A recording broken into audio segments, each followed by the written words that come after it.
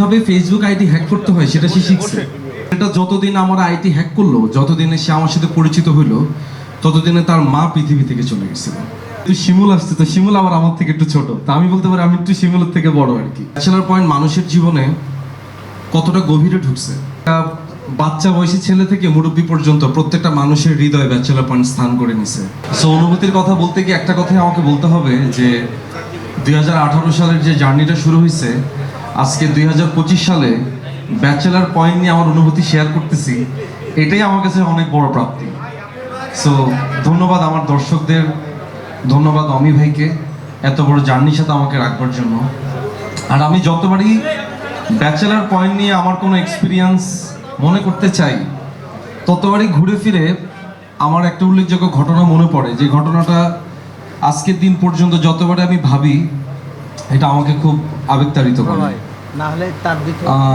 2020 সালের দিকে আমার তখন ফেসবুক আইডিটা হ্যাক হয় কোনো একটা কারণে। সৌদি আরবের একজন প্রবাসী, আমাদের মতো বয়সী একটা ছেলে, সে তখন আমার আইডিটা হ্যাক করে।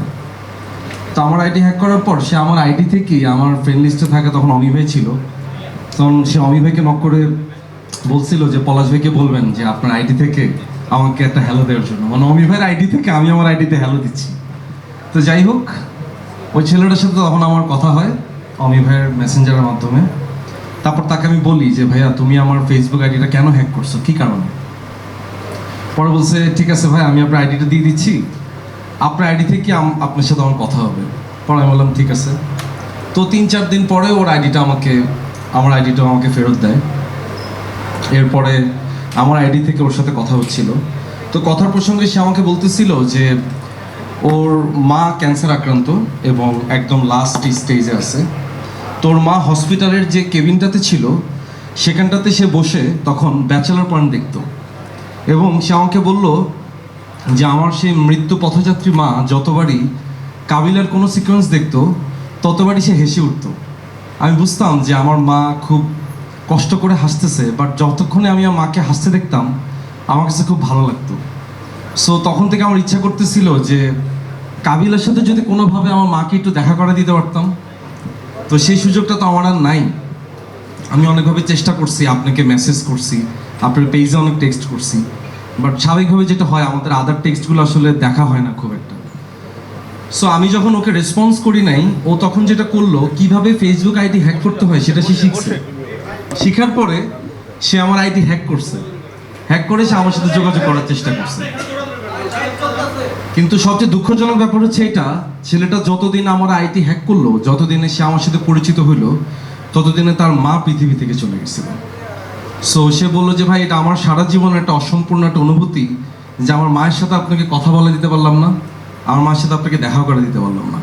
বাট আজকে আমি যে আপনার সাথে আমার এক্সপিরিয়েন্সটা শেয়ার করলাম, এটা ভেবে কিছুটা হালকা লাগতেছে যে অ্যাটলিস্ট কথা তো হইলো। সো ব্যাচেলর পয়েন্ট নিয়ে যতবারই আসলে আমার এই এক্সপিরিয়েন্সটার কথা মনে হয়, ততবারই মনে হয় যে ব্যাচেলর পয়েন্ট মানুষের জীবনে কতটা গভীরে ঢুকছে।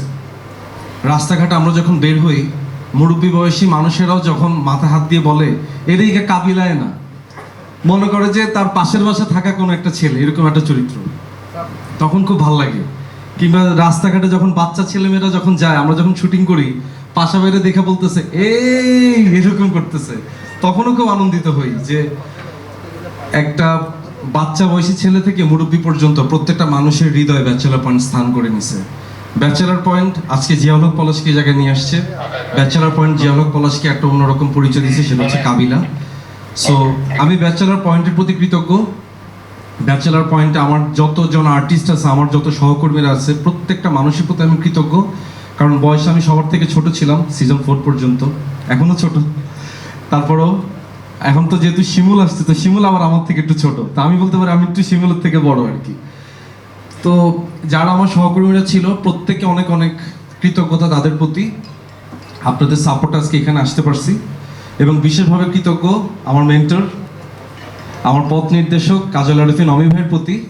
অমি ভাইয়ের গাইডলাইন না থাকলে আজকে এই তারিখে, এই দিনে, এই ক্ষণে এখানে এসে দাঁড়া আপনাদের মতো গুণী মানুষদের সামনে কথা বলা হইতো না। সো অনেক অনেক ধন্যবাদ অমি ভাই, এবং সেই সাথে ধন্যবাদ ব্যাচেলর পয়েন্টের প্রত্যেককে এবং আমাদের দর্শকদেরকে।